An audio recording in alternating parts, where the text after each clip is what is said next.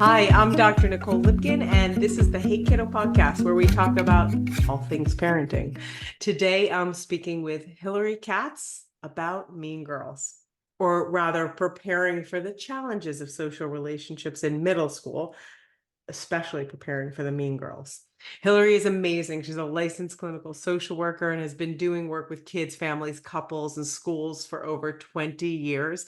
She certainly knows what she's talking about, and I'm super, super psyched to have you on the show today. Thank you for coming on, Hilary, Thank to you for talk to having me me. about this. So, I don't know about you, but I very vividly remember the Mean Girls. And like when I think about elementary school, middle school, like such great memories, but those interactions. And I Yes. remember specifically being in the schoolyard. I just sounded like I'm 100. I was in the Mhm. schoolyard, but I Mhm. remember being in the schoolyard. There was like a carnival or like something in our elementary school, and these girls cut me and my friends in line. We were in sixth grade, and I said something, and they came around, and I had dance class after school, and I was with my friend Becky. And I will never forget these kids. They were in seventh grade in the middle school, which was a different school where I grew up.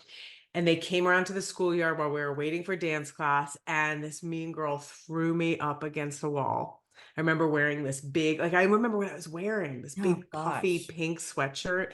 And I Mhm. turned around, um, uh, I turned around, like, remember, like, what movie was that? Back to the Future, where Mhm. what's his name, like, turned around to punch. Like, I turned Yep. around and like hit her. So when I got into seventh grade, and which is not like me, when I got into middle Mhm. school, like her and her friends, the first day of middle school, circled me and my girlfriends. We were on our Oh. bikes and made us Mhm. sing the Brady Bunch song. They were so Oh my mean. It gosh. was horrible. We rode our Yeah. bikes through them to break the circle. But once Oh we did that, gosh. it was fine. But I remember it so vividly. It was so Sure. scary. Sure. Talk to me Sure. about Mean Girls. Yeah, and that is, that core memory. It's around that time because it's really, elementary school. I have a 6.5-year-old daughter, and I already see kind of the brewing of some of the things, I'm as a seventh grade social worker, I see it kind of full blown. But even just the brewing, the beginning, I mean, those kind of sweet sentiments in this lovely little girl world where it's like, I like your dress, I like your hair. It's like an overnight change. It doesn't last for very long. It goes from I like your dress to what is that dress, Mm, within a couple years, almost overnight. The wow. idea of having this birthday party where everyone's invited, and then overnight it's kind of only picking certain girls, and that's already happening. So in terms of preparing, it's something that I already find myself doing with my How daughter do who's you? so How do young. you prepare for that? So I think, one of the things that I think is really important is making sure that your girls know their power, and Mm, to use their power for good, not evil. So to very early on, empower them. For instance, I think historically girls weren't allowed to get angry. Girls don't right. get mad, girls don't get angry, but it's not necessarily how that you can't get angry, but how do you get angry? And so it's Mm, interesting, your story, and I think it's kind of indicative of you really showing your power in ways that I think are pretty profound. Even riding your bike through that circle, it's like I had like a visceral reaction because that's showing power. And that comes from, I mean, I think if anything, I know stories about your mom and yeah, what she was like, and talk about planting seeds and right. nurturing that celebration of who you are, and also knowing that like it doesn't matter that you're a girl, like you've got the power. Right. So I think it has a lot to do with both modeling Mm, as mom and being assertive, standing up for yourself in a really appropriate way out in the world, and making sure that your daughter sees that from an early age. right. And then also, I'm a huge fan of books. I'm constantly book lists. I'm constantly giving, even adults that I see Right. recommending books. But I think from an early on, especially now, we're in such an era of the idea that strong girls are pretty and Right. all this sentiment that's now coming out. So there's just so many resources in terms of books alone that really, really celebrate girls. And they're in picture books even. So Right. making sure that their library is even full of these books. That's a big one, I think. Well, back up for a second, because you said something very important. Because this is the thing. It's like the modeling part. And I think as Mhm. adults, there's so many words that come out of our mouth. Like, and Sure. and the kids I'm noticing this with my son. Like, he's always listening. And some of the words that he says now, I Yeah. recognize are like, Oh, oops. yeah. Yeah. And it's just like, okay, so when you're raising a girl, Hmm. and us as women, like I mean, let's be real, sometimes we can't, and just men too, Hmm. everyone can be Sure. super super judgmental Yep. and super critical of ourselves and other Yes. people, and Yeah. how they look, how they act, how they talk. Hmm. We can immediately jump to conclusions and like label someone like, oh, Hmm. that's a jerk, they cut me off, whatever. Right. Right. Like, talk to me about how we, like, the modeling part of this, and Hmm. like, when our girls are saying they're experiencing mean girl stuff, or when your Right. girls are doing mean girl stuff. Like, Right. I'm asking a big loaded question. Right, sure. I think that these conversations are important from an early age because there's kind of like, I think bullying is a word that's overused, but there's a larger universal observation that I think a lot of us who work with girls, in their tween years, elementary and middle school, and it's called social aggression. And you see it even early on, this kind of saying, a girl saying something under their breath, or excluding you at lunch all of a sudden, or not inviting you to something, and that is aggressive. That is considered social aggression. So I think part of it is from an early age also making sure that your daughter knows what it means to be aggressive versus assertive, for starters, in terms of Mm. standing up for herself, but also in terms of how she's treating other people.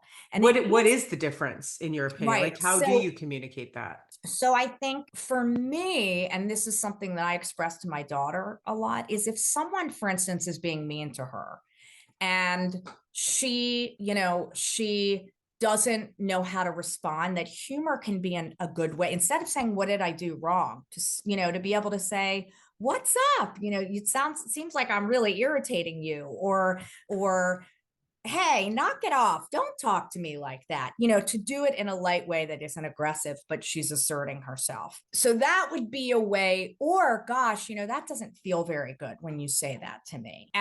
So these are ways, as opposed to shut up, don't talk to me like that. Right. Right. That there's something that it feels more aggressive. And, one way is through role plays. And when your children are younger, even, doing those role plays can be really fun, and they appreciate it, and I think they absorb it. It's like you Right. said, I think they hear and they hold on to a lot more than we realize. In terms of them being cognizant of doing the same thing, it is the same kind of language, and the way that you say something, and also being what's called a social wanderer, Mm. which comes from, there's Michelle Garcia Weiner does social detective, which is used a lot with children on the spectrum. It's been around for a long time. But I actually use it even for like my daughter. I use it for kids. I use it for tweens. But social wanderer is when you wonder, you're aware of how people experience you. And Mm. so, those cues of when you say something, right? And people's responses to you. What is their body language? What do they say back? What happens after you say something like this? So also being aware of that. So when Um, you, like, if I'm a parent doing this with my child, I'm helping them discover people's reactions. I'm asking, Absolutely. how do you think that made me feel? How could you Absolutely. tell? What was my facial Absolutely. expression? What was my body? And what does that do to help a child? Well, I mean, it fosters empathy, right? So that Mm-hmm. there's empathy there. But I think it also helps them to recognize their power. How you react or respond, how that can impact not only the person you're talking to, but like, for instance, with my seventh graders or even sixth graders, I remind them that when you're not nice to someone, other people are seeing that. Other people are observing it, right? Mm. So if there's a group of girls and there's one girl that's kind of contemplating whether or not she wants to be friends with Sally, and she's noticing that Sally is not very nice, that she's pretty nasty, or she Mm-hmm. can be pretty mean, that child is going to say, Sally is not someone I want to hang out with, right? And that's part of Right. being a social wanderer as well, is that Sally understands that when she's mean, it's not only impacting maybe someone outside of the group or someone else in the group, but other people are experiencing it as well. So, Hilary, the thing is, like, and again, we see it in the movies, we've had our own experiences with it. When someone is acting mean, there's a lot of reasons why they might be. But if Right? someone's Sure. acting like a mean girl, they might also get rewarded for acting like a mean girl. Like that social hierarchy that ends up existing. Absolutely. Because, yes, I Absolutely. might witness Sally and be like, I don't want to be friends with Sally, but it doesn't mean that Sally is not Right. getting rewarded in other ways. Right. Well, because there's all kinds of power. And the hope is, for instance, with my daughter, and what I try to, convey to the kids that I work with, particularly the girls, is what kind of power do you want to have? And who do you want to be kind of connected to or aligned to, and what kind of in terms of what kind of power they have, right? Because What are there's my all power different kinds. options?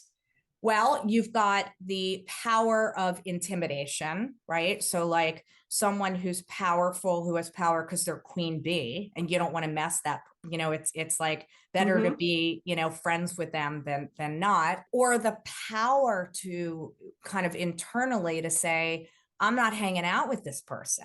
Like Right. the power that comes from confidence and self-respect. And it's So, so hard because around sixth grade or even fifth grade, this is when it's so you've got physiological changes, right? You've got mhm. hormonal changes. You've got what's very normal where the child wants to differentiate between Yep. school, family, and then building their own kind of societal family, it's called, right? And that's when we start to see the girls, they want to find other people who are going through the same thing as them. So, like typically Yeah. girls who are early developers, right? That can be so complicated. The girls that, get their periods early That and, was me. they're Hmm. developing. So, that they end up kind of finding each other because Hmm. of, this understanding of how overwhelming this feels. Hmm. And so that societal family is so important. So if some of the girls are mean, part of it is, well, I have to fit in. I have to survive. It's like survival of the fittest. And so Right. at home, it's making sure that, adults play such a critical role in really making sure that you're inviting your daughter to talk about stuff. Do not be reactionary. You're going to lose them. If you lecture, you're going to lose them. And if you do one of those, well, when I was, in sixth grade, no, they don't want to, it's their story, right? They're not an Right. extension of you. So making sure that you're really inviting, you're checking in, you've got stories, you've got from an early age, you've got, I mean, milieu, like the environment is so important in terms of even having like, celebrating your child and making sure that whatever they do well, that you celebrate through pictures on their walls or in the house. Hmm. Reminding them of their accomplishments, even, when they try and maybe they don't succeed, that there's success in that. Right. um and then the other piece of it is, I mean, gosh, my daughter's pretty stoic and quiet, ironically, and I'd love for her to talk more about her feelings, but Hmm. I'll say to her, if you want to talk about anything, I'm listening. at any time. And if, last night she was very quiet. I think she had stuff on her mind that had happened in school. And it's, I want her to talk about it, but she did her own thing. And I reminded her I love her. And she said, stop. And I just said, I'm going to quickly give you a hug and then I'll leave you alone. And then later we did a book that kind of, touched on just how hard school can Yeah. be. So that there's other ways to kind of incorporate it. I see. So like, and that was one of my questions I had for you is what do you do when your daughter doesn't want to talk to you Yeah. about things? Like, and how do you, it's really hard to see your child suffering. Yeah. How do you handle it? And like, Yeah. if books don't work, like Right. if your kid's not a big book person, like Right. get, Right. how do you get kids to trust the opening up? Yeah. Well, I think a couple things. One is that adults play a critical role, and it doesn't always mean it has to be you. So Mm-hmm. it's also recognizing that, like, and Mm. listen, as a clinician, and I have a daughter, I want Yeah. her to talk about her feelings all the time. Yep. And it's just that's not how she's made. So Yep. she's gotten very into writing, and this is something that like she's done on her own, journaling, which is really fun, funny to me, but that she's decided to do that on her own. But as long as she has someone to talk to. So, finding, even if it's someone else in the family that'll check Yeah. in with her, an aunt, an uncle, to really encourage your village and your family Mm-hmm. and your societal family, your chosen family. The other thing that I recommend for kids who are a little bit older is something called like we've called it all kinds of things, but like the non-talking journal. So I've had families like have a like a logbook or a journal or something that's in a private, safe place. And basically the child or the daughter, or, in this case, the daughter or son can write whatever's going on or whatever's on their mind. You can't talk about it. You can respond to it, but there's no conversation about it. And this is kind of how you communicate. You respond Um, in the journal. in the journal, but you don't. And these are for kids who aren't as comfortable talking about it. And I found Mm-hmm. that that can be helpful. But there's been variations. Sometimes, I mean, one of my clients recently said, I want to write things in it, but I don't want you to write anything back, but you can read it. I don't want to It's get fair. any input from you, but I want you to know what's going on. And it's really helpful. I mean, she's in 8th grade, but for her, there's so much that happens in the school day, and she's at a point now with work where she's been able to, and mom work, them doing the work now, for her to want to say, look, this was a really tough day. One of my friends was not very nice to me at recess. I had no one to talk to. I don't want to talk about it, but I want you to know it's been a rough day. And that's healthy because they're That's not, healthy. Yeah. right? She's not internalizing it, and she's getting it out on paper, and it's a brave space for her Yep. to be able to do this. So So, that's okay. an alternative way. Okay. We're talking about the girls that face that like get mean things said to them, which is Yeah, all everyone, I mean, it happens to absolutely. everyone. Mm-hmm. But what happens if your child is the mean girl? And I Mm-hmm. understand what you were saying with power. And it was interesting. I just side note, it was resonating with me because, you know, in the adult work I do, in the executive work that I do, there's theories of power, and power is hard for adults to handle, let alone children. Absolutely. Like power is a very hard thing for humans to handle. And there's different types of power. There's positional power, like Queen Mm-hmm. Bee. There's relational power, which is based in the relationships, the positive relationships you form. There's all these different types of power. So that resonates. Like, what kind of vision Sure. boardy, like how do you want to show up, who do you want to Sure. be? And I don't think you're ever too young to be thinking about that. But I think those are great questions. How do you want to Mm-hmm. show up? Who do you want to be? I think that's really two powerful questions to ask in Right, because you itself. do have the power in that. Right, right. And it takes so I've talked to my daughter about, I mean, gosh, I even remember her struggling in preschool with a Mm-hmm. mean girl. I mean, Mm. and my daughter, because she's more reserved and shy, not just kind of not disengaging, but not engaged, kind of hanging out and wanting to be near this person, this other Yeah. girl. And us, having conversations about one, that you have choices, don't let anyone take away your choice, that you have a choice to walk away.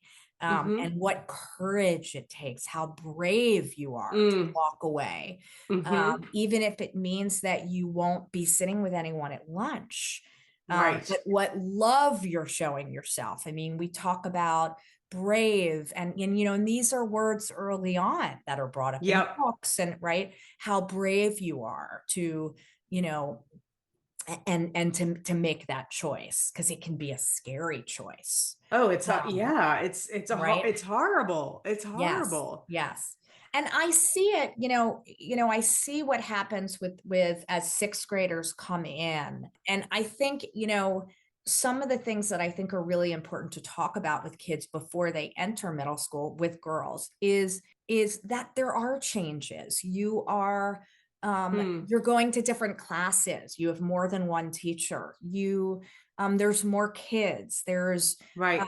you know, that there's going to be a shift in the kinds of, that there might be girls that you were friends with that for some reason you don't have as much in common, Right. really like talking about and prepping them, not Right. from a standpoint of this is what I went through, but more, this is how middle school can be. Right. There's so Right. many wonderful things about it, but there's a lot of changes. And that it's So kind of also just talking real life, like talking what real it life, really and that is. it's so okay to feel angry or scared or upset or not know what to do. I mean, Yeah. I have girls in groups now in sixth and seventh grade who they recognize that the girls are toxic, and they don't know how to get out of it. And I've said to them, do you talk about it at home? And some of them say absolutely not. And Mm-hmm. one of the biggest things that I hear is my mom talks all the time about how it was for her in middle school. And Mm. she doesn't understand how hard it is now. And then with the layer of social media, right? So Mm. there's a lot of like, I don't want to listen to my mom talk. I want her to just listen to me and ultimately kind of brainstorm How how to I deal can with walk my through this. situation. So Yeah. that is very powerful what you're saying. Like Yeah. I'm hearing you say don't share your Right. own experiences, maybe unless they're asked for. Yeah. Which they usually are not. I They're mean, usually not. not at 12, they're so self-absorbed also at this age. I can't tell you how many girls have said to me between the ages of like fifth and, well, really even now, but particularly like fifth through eighth grade, everyone is looking at me. Like everyone's going to Right. know if I go to another lunch table. And I always say, you know what? Everyone is so self-absorbed at this age and Right. so insecure and hard on themselves. No one notices. Right. And No also one not notices. at just this age, for your entire life. Right, exactly. Right. But I mean, it is, and also remembering as a parent how everything is relative. I think, if a parent says something, I mean, you really have to be aware of when your child starts to share, be aware of what you say. You don't want to turn them off, especially early on, because then that's it. They will hold that. That's a core memory. I remember the time I started to tell my mom about, I wanted to be sit with a different lunch group, and I just didn't know how to. And my mom said, "You're going to have bigger fish to fry. Move Mm. on." That kind of, So that this is, minimization, it core is memory. all relative, right? So that test or that first time that your child shares something particularly social, that's socially, focused, be aware of how you respond. Well, I love what you said, and it's so true. It's all relative. Like the pain that someone feels might be nothing for you, but it's Absolutely. everything for them. And especially like, I don't know about you, but like, I feel like it took until this decade Yeah. to stop caring as much. Like it's like Be we more comfortable in your evolve. Like skin. it takes Absolutely. so long. So let Yeah. me back up for a second because you're laying down some great nuggets. What about if your child is the mean girl? Yes, That right. You asked feels that. very Right. different. Right. And I guess so if you see that your child is the mean girl, right? Behaviors tend to be manifestations of feelings. And Mm, feelings are driven by thoughts. So there's something in there in the way that your child thinks that's driving likely insecurities or anger or frustration, something that's unproductive, that's negative. I mean, when we feel good, hurt people, right? So right. I I want to stress to not focus on the behavior. If you see that your daughter is being mean, to be careful about punishing her and saying this better stop, because kids do well if they can, right? So if she's being mean, Mm, that is some that's the only way she's like maladaptively coping. So what I'd rather a parent do is to say, what's up? right. I'm noticing that the way that you interact with so and so or with this group is uncomfortable. It's Right. I can see that it doesn't seem like you feel good. What's up? If you Mm, get something like, what do you mean, what's up? I think that it's kind of chipping away at having a conversation and making sure that the conversations are around celebrating her, drawing her towards things that help her feel good about herself and right. confident, Mm-hmm. making sure that you are modeling that and getting Mm, honest with yourself, especially as this starts to kind of occur, of how have you modeled? And it's hard, moms, those of us that have daughters, we've got a really big job. And so it's big. also being accountable of like, God, for the last like 6 years, I am pretty vocal about how hard I am on myself. And while I am complimentary to her, I am pretty hard on myself. And, Right.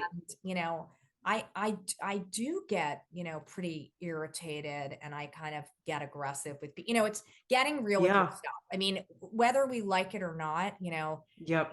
that's a big part of it. Right. And then when in doubt, if you really have concerns, therapy is important. I Yeah. think it's an important for kids to have that outlet. We didn't have it back, I'm 50. We didn't have it. It wasn't really offered, and I wish it had been. But what Um, you said, so you said something really interesting. You said like if you receive the like, what are you talking about back? right, Do you push through that, or right. Yeah. do you allow your daughter to create the boundaries around it? Yeah, I mean, I would push a little. I'd be gentle, but I'd push. Maybe say, what are you talking about? Well, I just notice, and I know that when you're with so and so, I don't see that reaction. Mm, Or I'm noticing that the way that you're interacting with some of your friends or some of these people is really different than the way you used to interact. And I'm wondering what's going on, and if you want to talk about it. And okay. if she says no, or I don't know what you're talking about, the other thing is also there might be a self-defensiveness, that there's a defensiveness rather in even that being confronted or addressed. Sure. But could you also offer, if you don't want to talk to me about it, maybe you can talk to Of so and course, so? yes. Or, I'm here and I love you. I mean, saying I love you, particularly, I mean, to your kids is important, I think, no matter Yeah. what. I think they need to hear it. But also, especially at this age, I mean, my mom did a lot of stuff that, I had to work through. But the one thing that really stands out that really I struggled a lot in adolescence with self-esteem Yep. and she, and I could get pretty mean. And she would say, I'm going to give you a hug, whether you like it or not. And I would be like, get the F off me. But Right. man, did that mean something. And I Yep. still remember it. So I think that's an important piece of it. I love you and I hear you that you don't want to talk about it, Yeah. but I want you to feel like you can. And this isn't a place of Yep. judgment. It looks like you don't feel good. And I'm not Yep. sure why. And I want us to be able to talk about it openly. And I am here to just listen, you know. So I love just, that. yeah, Because I believe in that too. Like yeah, I think no matter what happened, knowing that that love was there and that yes. she had my back Hmm. made, and that really I could talk about anything, made all the Absolutely. difference.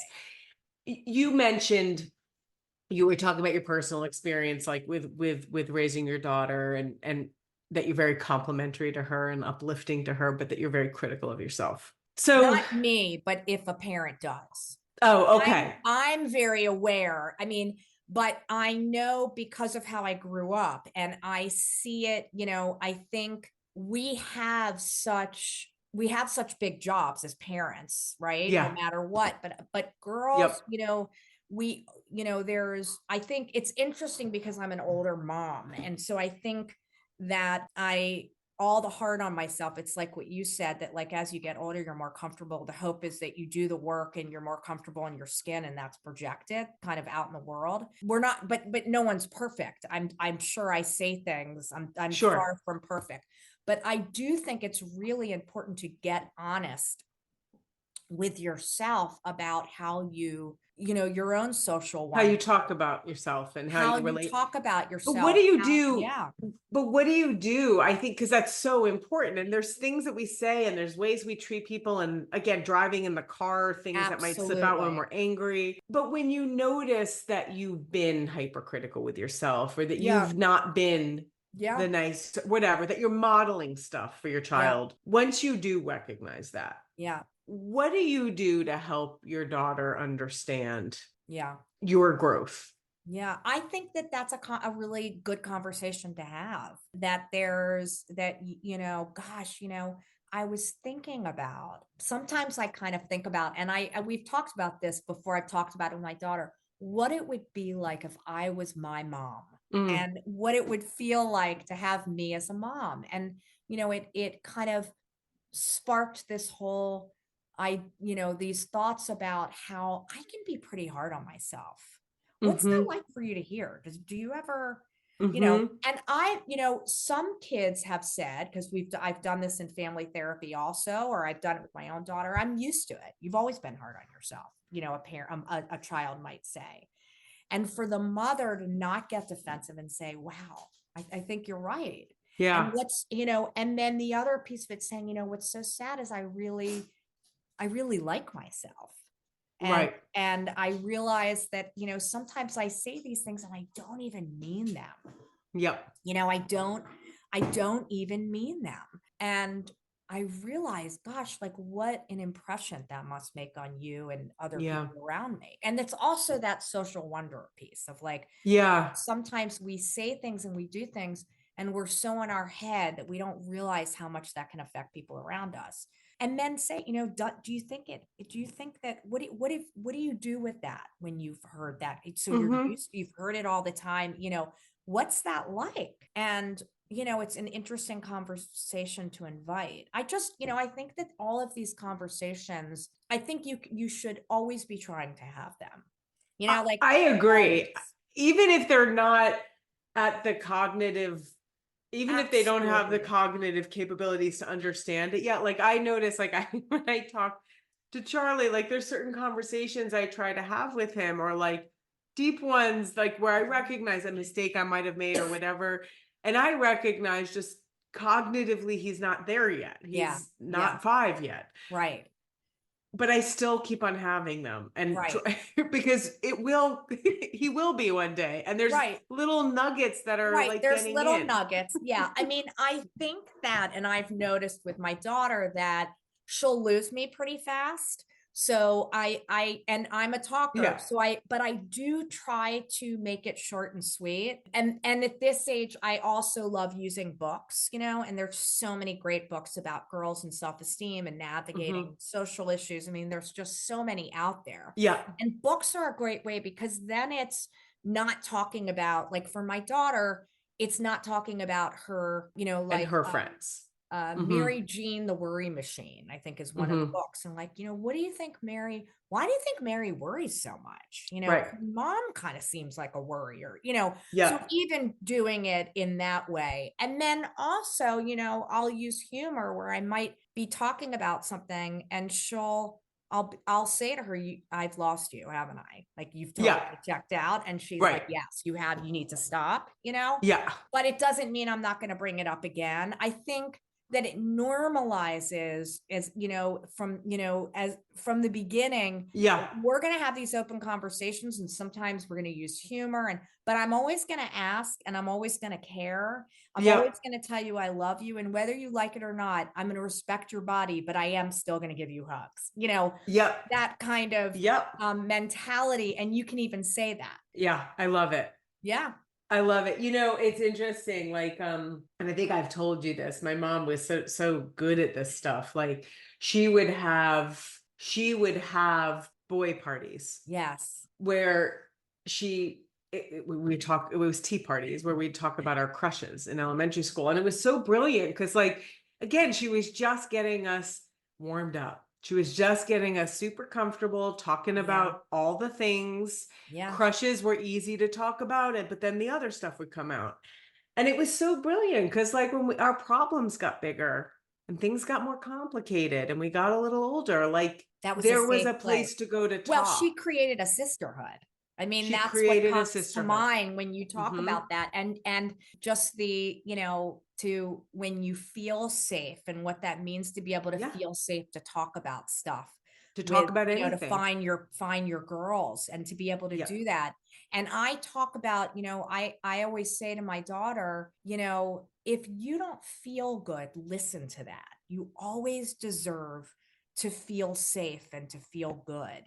So if something doesn't feel good, and yeah, you're around someone, love, I want you to love yourself enough to remove yourself, yeah. from, and I Love realize it. that that's harder to do than, that's easier said than done, because some of it is survival of the fittest, even in kindergarten, of Sure. latching on to someone because you don't want to be the one that doesn't have a seat at the table. But again, having conversations as much as you possibly can, Right. using books, celebrating small successes, and Yep. also having expectations, And that.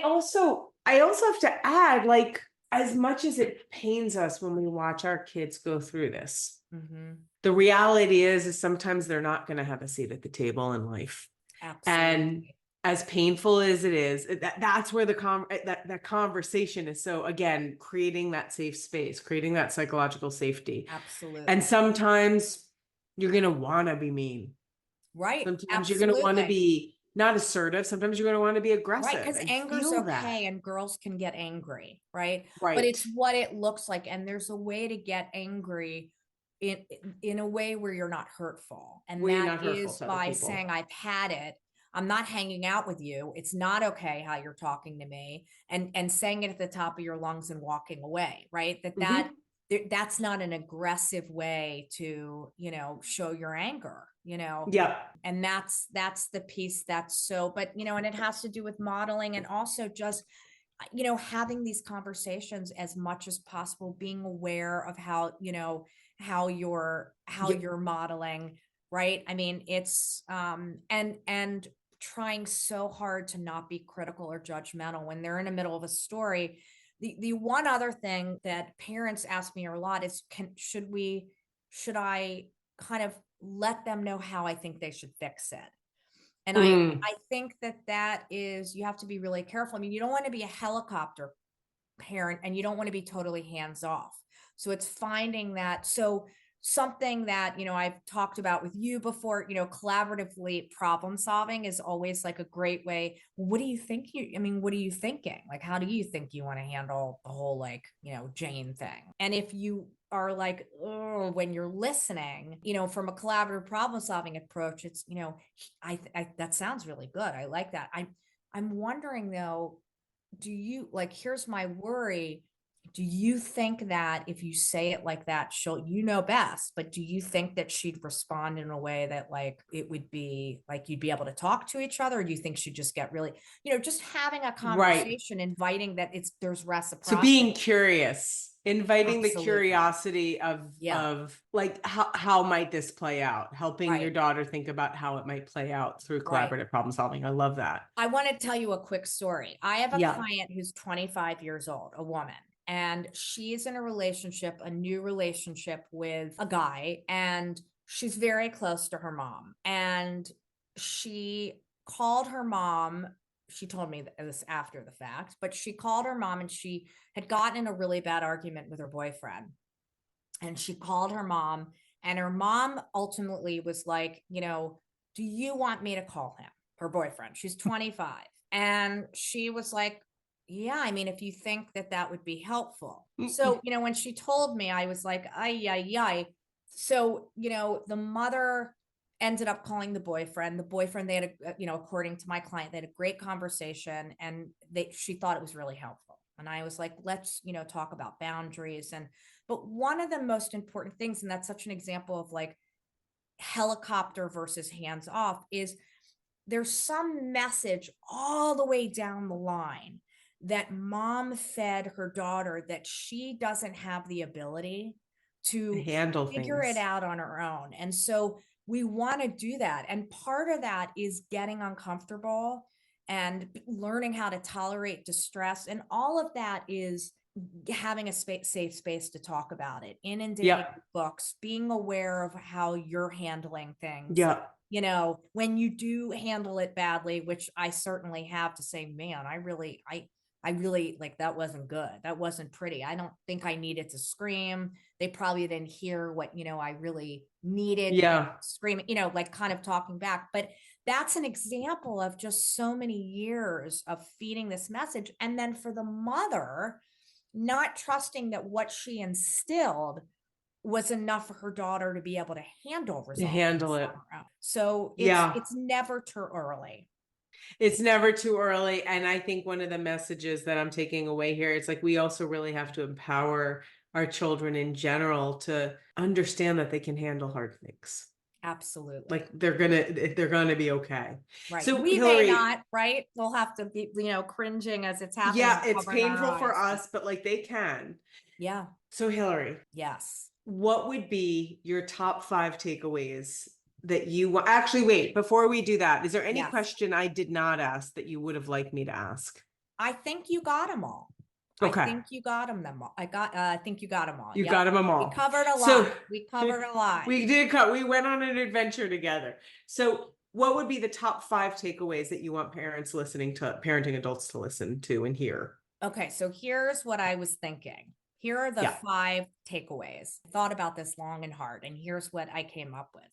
One is notice what's emerging, right? So if something's brewing, notice it, check in. You don't want to wait until it's kind of exploded. You want to try not to. And so the more that you're communicating, the better, so that you sense the brewing. Give lots of hugs, even when they might say they don't want one. And if they're adamant they don't want a hug, make sure to still remind them how much you love them. Love that. If you find that your child, your tween, your teenager shares something with hesitance, be cognizant that it may have taken some time for her to vocalize. Be cautious about lecturing. Show openness to invite more sharing, and so that you can tackle tough topics.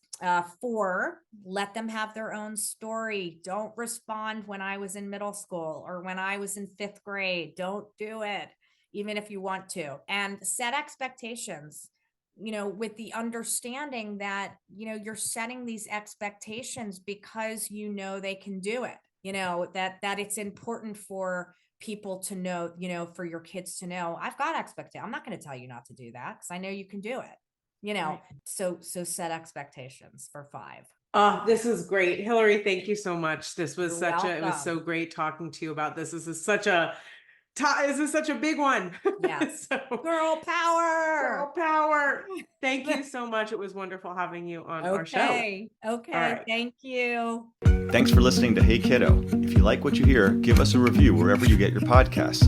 Learn more about Hey Kiddo at our website, hey-kiddo.com. Have a question for our experts? Email us at hello@hey-kiddo.com.